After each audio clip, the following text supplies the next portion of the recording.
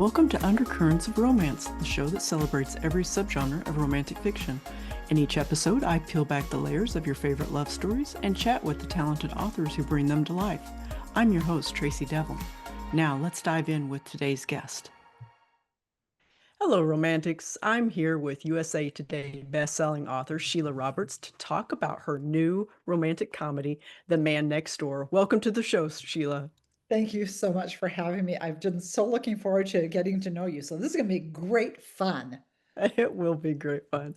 Speaking of fun, I noticed on your website that you actually have a section on there that says Fun with Sheila, which contains your TikTok videos of, it looks like you just living your best life. I am, and I, I have been very blessed to have a great family, and we just sort of grew up having fun. It was, of course, in the days before everybody was on their cell phones, so you had to actually do stuff together. What a concept! So we'd play cards. If we were outdoors, it was kick the can and ball tag and all generations. I mean, the parents played, and we'd go to the family reunion. A little Uncle Olin would be out there playing, who was in his like 80s, and everybody was really, he wanted to pitch the ball. Everybody was worried they were going to knock Uncle Olin unconscious, but it was just fun. And that has continued on with my family. We get together and we just have a good time. We play games, and at Christmas we always have to sing our Christmas carols, and so I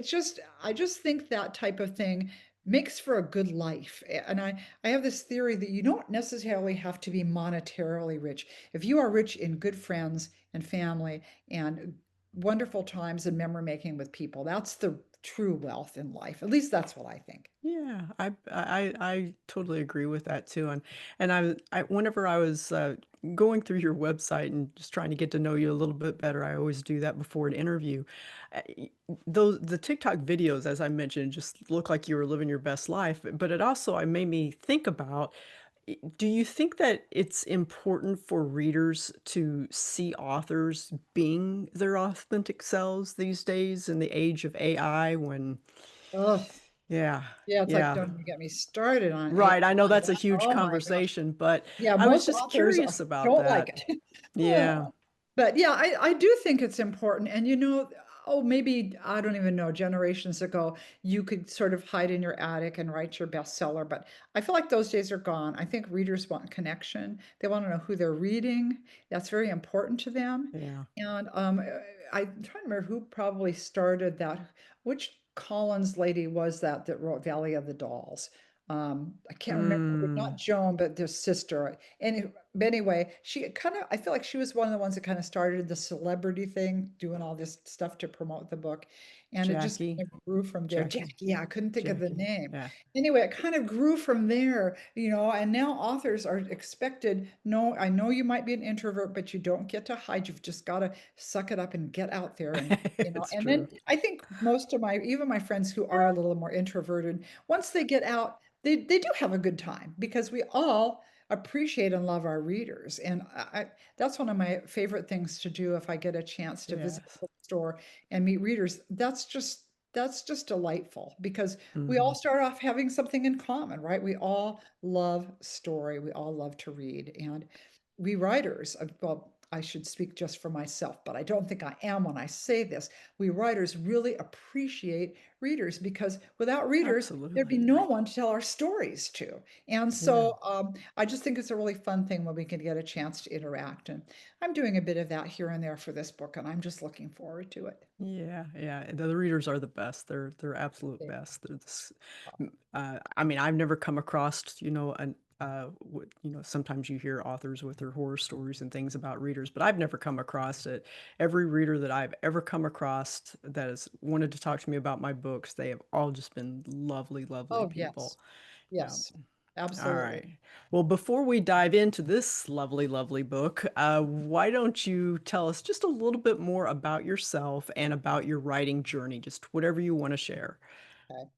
Well, I remember, oh, in fact, I think you interviewed my friend Brenda Novak, and her Oh, story yeah. So she's like, I'm not like my friends. I wasn't telling stories when I was a child. I came into it as an adult.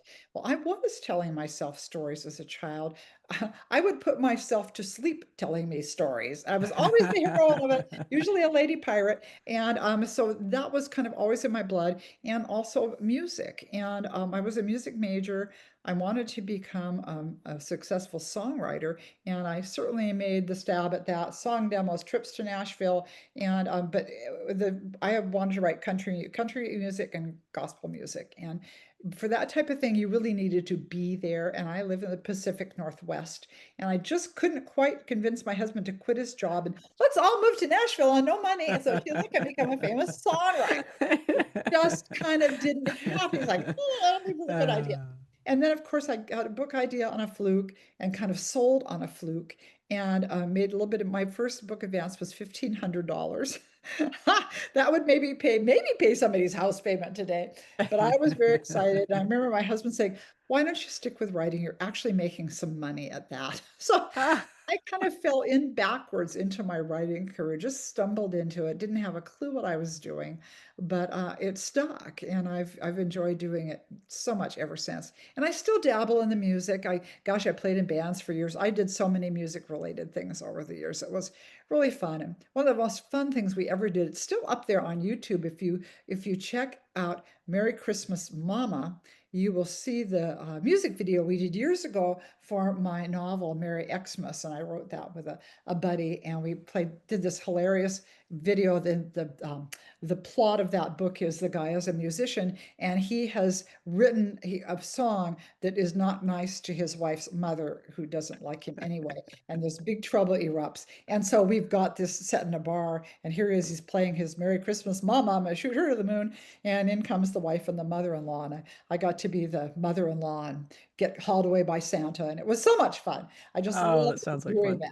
So anyway, so that's kind of a little bit about me. Obviously, you can tell I'm a terrible ham bone.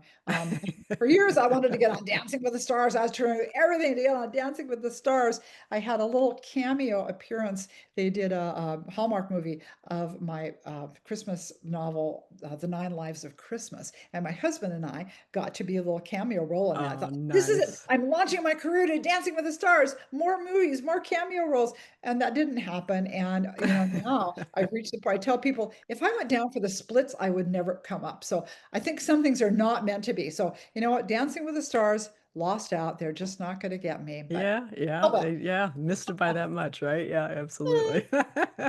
No, that's great. So what can you tell us about The Man Next Door? Okay, The Man Next Door I decided, I don't even know how that popped into my head. I think we might have watched the movie, but the old classic movie Rear Window. Mm. I've loved all those old Alfred Hitchcock movies, all the suspense and the glamour. And anyway, I just got to thinking, now what if, you know how authors do, and I'm sure you do this too. You go, what if? And then you go, Yeah, brrr, off you are yeah. to the races with your what if. And I kind of thought, well, what if the hunky guy moves in next door, and maybe there's a potential romance. But then we're thinking, maybe there's something going on over there. And it starts with my character Louise, who I love. She's a bit of a dingbat. There's a lot of me and her.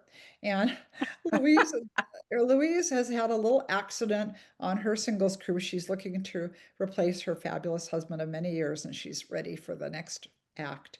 And she's doing the Cupid shuffle up on Lido deck, and she shuffles herself over a deck chair and breaks her leg. And I got to thinking, oh my gosh, I am Louise. Somebody took on our last readers cruise, took a little video of Sheila out there doing her dancing thing. I thought, I'm the oldest one on the floor, and I look like a clod ball. What am I doing? Oh, having fun. Anyway, but so Absolutely. we've got this set up. Louise is laid up just like the hero in Rear Window with her broken leg. Her daughter has had to move home due to great financial difficulties thanks to her dirty, rotten ex. We always have to have a dirty, rotten ex so that you can find Mr. Wonderful to replace the dirty, Yeah, rotten yeah, ex. yeah, yeah. And Anyway, she not only had one dirty rotten egg, she had two dirty rotten oh my exes. gosh, So yeah, she yeah. did not exactly win the marriage lottery. So she's moved back in with mom and is taking care of her. And now we've got this new guy, the new hunk who's moved in next door. And mom's thinking, oh, oh my gosh, here's the perfect third charm for my daughter, and he's so cute and blah blah. And of course, things start to evolve, and now he doesn't look. Oh, this man has a temper. There are violent arguments going on next door. And who's that woman who's showed up? And on it goes from there. Oh, he's murdered her. He's buried her in the flower bed. Has he? She just disappeared mysteriously. So it was just fun to write. I had a Yeah. really good time with this.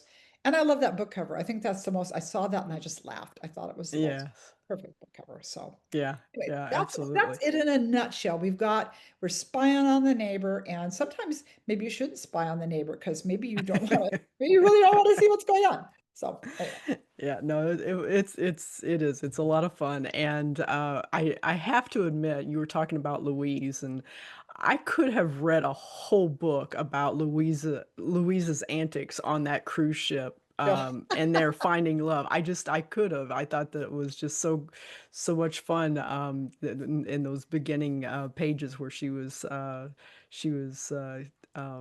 I don't know what the right word is here, but when she was contemplating a couple of different gentlemen, and what that would be like with them, but I'll just leave it at that. But well, she is great. She's a great and you character. and you first get such a clue to Louisa's character when you meet her for first. She's there in California, and Californians all know we get a little shaking once in a while, and there's this house is shaking, and she's like and she's going running and hide in the doorway with her dog, and her big prayer is, "Oh God, please don't let me die. I'm wearing my old underwear." And I mean, it's just like that just kind of sums Louise up. She's just fun and funky and silly, and there you go. So anyway, I Yeah. had a great time writing her. Had a great time writing the book. It was just really a fun adventure for me. Yeah, absolutely. And you had mentioned that you had at least one or two other books that was turned into a Hallmark, and also I think a Lifetime movie. And it's really interesting that you say that, and I caught it on your website as well, is because after I finished reading this book, I thought that it had very much kind of a Hallmark vibe to it. And I was curious if you had any interest in that quarter or not. It's a little early for that yet. We're Yeah, getting nibbles on some other books, but we shall see. I guess it depends yeah, on how well it does, and how many people like it. But I think yeah, there could be a potential fun little TV movie on that, but we'll see. yeah. The big thing, of course, with Hallmark and the different channels are the Christmas movies. Christmas is the Mm, thing. We all love Christmas. yeah. So who knows? Who knows? Maybe it could be a Christmas cruise. Here you go. Now, have you ever done a cruise, Tracy? Have you ever I taken? have not ever done a cruise before. No, They're no. so much fun. I think you would really enjoy it. Yeah, They're great. You can be, if you want peace and quiet, you can have that. If you want a party, that's going on all the time. And and plus you get just samples of different places. With cruises, of course, you don't get to go very far inland in a country. So you yeah, see mostly what's on their coast. But I think they're a really fun way to sample places and see if you'd like to see more. And I'm big yeah. on I love to travel. How about, are you a traveler? Or are you pretty much, Yes, we do. Yeah, we do like to travel. We tend to go to more kind of like natural, like national parks and things like that. Not that we've been to other locations too. We've gone to Rome and Florence, and we've been to Britain a couple of times. So yeah, no, we enjoy travel as well. So well, and the nature thing, I get that. It looks like you are a wonderful supporter of animals and conservancy. I try. So that's Yeah, very cool. You yeah. know, Thank that you. I have this little theory too. It's like I always think if everybody would just do something in their own little corner of the world to try and make it a better place, if everybody did that, the whole world would be a better place. And so it's fun to see that you've picked, here's my pocket, here's where I'm going to work on making. Yeah, yeah, it's you can't um in your own way try to fix everything. No. You can't. There's too many needs out there. And so that's just an area that I gravitated towards, and it's going to sound kind of weird and hokey, but ever since I saw the movie Gorillas in the Mist with Sigourney Weaver, Oh, my interest in nature kind of flourished from there. It and was probably there a little bit before, because I've always liked going and hiking and going to parks and things like that. But that really kind of flipped something in my brain. And so, yeah, yeah, It's It's kind of funny great. how you'll have an incident like that in your life that really just kind of changes its trajectory a little bit. Yeah, yeah. Yeah, we all have areas that are important to us, and like I said, you Absolutely. don't have to do a lot. $25 here or there to your favorite Hmm. cause, or just, I mean, be a presence in your neighborhood, bake cookies, help with if somebody needs you to watch their kids.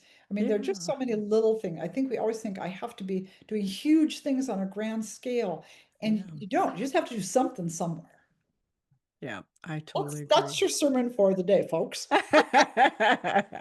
Well, one of the things that I like to dive into on this show is finding the story's undercurrent with the author. It's what I call the second beating heart of the story, and it tends to flow beneath the lover's journey. And it also helps propel that story forward because we always like the story to keep going forward, right, as authors. Uh, what undercurrents do you think is flowing beneath? Is it Zona? Is that how you pronounce her? Yeah, Zona yeah. and Alec? Okay, yeah. Yeah, I really do think that of course, we've got them. We've got basically three little love stories going on in the middle of all of this chaos. But I do believe one of the important, I am realizing this comes up a lot as a theme in my book, the whole thing about rebuilding, about if bad things happen, you don't have to, you've been knocked down, but you don't have to stay down. You can rebuild, you should rebuild, and don't give up. And I do see that as kind of a theme in this book, the whole rebuilding, and also the factor of learning to trust again. In the case of Mhm. Zona and her daughter, Zona's bad marriages, and this was not none of her doing in her case. Her first husband wasn't Right. faithful to her, and he's a bit of a loser. And then she meets what she thinks is going to be the perfect man, and he turns out to develop a gambling problem and messes up their finances. And so here she's been burned twice. Well, do you really want to take a chance again on getting burned yet again? And I know so many women out there have had not done well with marriage. And I've, gosh, since writing this book, I feel like people have popped up everywhere who have had issues with finances, with the husband just taking them right over the cliff, and that is a hard thing to recover from. And my big encouragement to women is don't, if you see the red flags, you do something about it, and Yeah. make sure that you are having a plan B, that you're taking care of your own self and your children, because we're so loving and forgiving sometimes, and I think Mm. sometimes you also have to be a little wary and make sure that you're being wise with your decisions. And I think that's, to me, that's an important message to get out, to just, you can rebuild, do it, you're strong enough. Mhm. This is the era of the woman. It really is. Women are achieving all kinds of things, and there is no reason why, no matter what circumstances have done to you, that you can't rise above them. And I like that you gave Zona a support system there. So she had this kind of safety net after her life crumbled. I mean, he just didn't mess up his and Zona's finances. He also her daughter's Oh, yeah. future, right? And so Louise was there for them and supportive and I just really loved that dynamic between those three women and how they were, even though there might have been some friction between Zona and Bree because of some of this. In the end, they loved each other. They were there for each other, and yeah, it was great. It was a great dynamic. Well, doesn't that remind us of the importance of our relationships? And again, not everybody has a perfect family. Some of us have dysfunctional families, but then you go out and you make family. You go out and you find your circle of trusted friends who can be Hmm. there for you when you're going through a hard time, because they hold you up when you're weak. And we all need that at some point. Gosh, it's been a long time now. 2013, I had uterine cancer. And I was very happy to have beat that back. But in the process, oh my gosh, I had such support from friends. I was so impressed. They'd come with food. One of my friends came and just when I first came home from the hospital, my husband was having to teach, and she came and she, organized all the flowers, answered the door, brought in food, and just was there for me. Yeah, And that's nice of my her. husband was there all the way for just about everything, but there was one time that he couldn't go to chemo with me, and one of my girlfriends once, who I want to go. And I mean, so it's so important if you don't have that perfect family, make your family, make sure you've Yeah. got your support system, and you can also be a support system yourself. It all works together, right? Yeah, yeah, absolutely. All right. Well, we will change, we'll kind of change focus here just a little bit. And what I always like to ask authors is about the tropes that exist in their books because Mm. romance readers love their tropes, right? So I Trope me, know, baby. yeah, trope me, yeah, some of them trope the hell out of those books, which is great. It's just great. So I was kind of curious what you thought some of the, if you can think of a couple of tropes that fit into this book. One that popped in my head was maybe forced proximity because they were neighbors and they had to see each other quite a bit. I don't know if there's any others that you can think of. Well, I almost thought of boy next door, only you'd Mm. add bad to that, bad boy next door. Yeah. And, and the bad boy, I don't know. We women do love a bad boy, don't we? I tell you. Hmm. Um, Yeah. but In those, fiction. yeah, yeah, only in fiction. We In don't do one in fiction. real life, but they're really fun in fiction because you always get them whipped into shape in fiction, Yeah, you can redeem them in fiction They for don't, they sure. don't, they don't train so well in real life. Yeah. But I think those two probably hit it the closest on the head. I Yeah. maybe grumpy versus sunshine, but not really, because Yeah. she has her Yeah. grumpy moments too, and they definitely oh, enemies to lovers probably. Mm-hmm. That would be Okay. that would probably Yeah. be one I would think. Great. So Yeah, yeah. so that now just giving so guys, as you can tell, it ends happily, happily ever after. Yeah, absolutely. I'm big on HEAs, I think Yeah. there's enough going on in the world. We should have some happiness in our books. I agree. I agree. Well, that's what this genre is all about, is making Yeah, sure we get to that happily for now or happily ever after, whichever yeah, one. yeah. But I it's love it's a that. happy ending, which Yeah. I like it in all of the different genres that I read pretty widely, and I don't want to be depressed Yeah, at the end of a yeah, book. I just don't. I want there to no, be some hope. I agree. Even if it's in totally as I would end it, I just want to come away feeling like, okay, it's going to be all right. And then you kind of can go back into your own world with that encouragement. Yeah. Okay, I may burn the dinner, but we won't starve. Anyway, so yeah. Yeah. So, have you read any romance, and it doesn't matter what genre, have you read any romance lately that you really loved and can recommend? I'm currently reading one by Rachel Linden that's coming out this in October here. The Secret of Orange Blossom Cake. I even had a copy in, Oh, what a pretty and I love it. cover.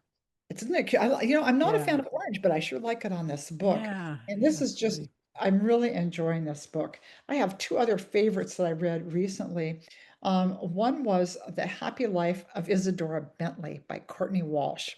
And it's so cute. And this little Isadora, you just fall in love with this character and you're just rooting for her. And I want her to do well. And then one other book, a root for the character one, Julia London's latest book, everything is probably fine. And her main character has been nicknamed King Kong at work. So no one likes her, and her boss forces her to take a sabbatical and go to some kind of a healing, hopeful. I do yoga and we have gongs, and I'm going to do floating in water, and I'm going to get my act together. And as her story unfolds, it's actually it's heartbreaking at the things this woman has gone through. But of course, the good news is she is going to have the perfect man drop into her life with a little boy right across the hall, and you watch as they help her on this healing journey she's going on, and it's just a lovely book. So those are I think my top three recommendations at the moment. I'm just loving it. Great. All right. Well, thank you for that. I always like to provide I guess not provide, but introduce, some of our listeners and readers to other authors, and let them know what else is out there. So thank you for that. Absolutely. So my last question to you is, well, not my last question, but my last part of the interview is, what is your favorite thing to do when you finish a book? Do you celebrate? Do you treat yourself? What do you Wow, do? that's interesting. When you're doing so much and so many, it's not like there's that much time to celebrate. But I think my big thing, well, chocolate. One should always have their vitamin C, so chocolate. But and then I love to do girlfriend parties and get together with my girlfriends. And Right. so there usually was some kind of socializing going on. I'm the extrovert in my family and my husband's the introvert. So, it's always like, okay, let's have company, honey. And so we do some things as couples, but I do a lot of just plain old girlfriend things because that way it's like, okay, I don't have to pull him too much out of his comfort zone and I can still party. So, if I can have a party and play parlor games like charades and reverse charades, which is really fun, then I'm a happy camper, man, and word games. So, yeah, I think that for me, it's always about celebrating and again, back to the making memories together, huh? And hanging out with the people you Yeah. care about. Oh, that's great. Well, before we go, can you give us a hint about what's coming up next? Oh my, yes, it's coming out in spring. So far, I think they're gonna get to keep my title. It's called Love on the Shelf. And we're gonna have a bit of a battle of the sexes between a very scarred little misogynist shock jock and the lady who owns the romance bookstore. He's going to get a lesson about the importance of romance novels. So that should be fun. Awesome. I'm going to read that one for sure. Yeah, that's great. All right, folks. Well, when this episode airs, The Man Next Door will be out, so be sure to order your copy today. You can check out Sheila's website at sheilasplace.com. Sheila, what social media platform are you most active on? I have two faves, Instagram and Facebook. And Okay. Facebook, we always do, as much as possible, do a late Sunday afternoon chat with authors. And I bet, guys, I've been bugging Tracy. I'm opening it with it all in the new year. And so that, and then I do wander onto TikTok once in a while because I just think there's so much funny stuff on there. But Yeah. mainly, the two main ones are probably Instagram and Facebook. Okay, And YouTube, great. got a YouTube channel, so you can find me there Yeah. too. All the places, right? That's We're all right. the Gotta be places these everywhere. days.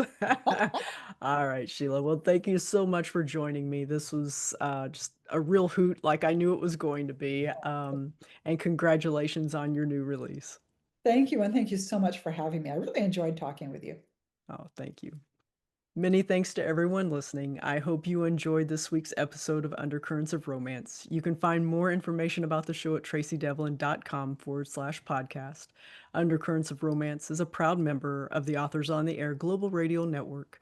I'll be back soon with another great romantic read. In the meantime, enjoy the adventure, everyone.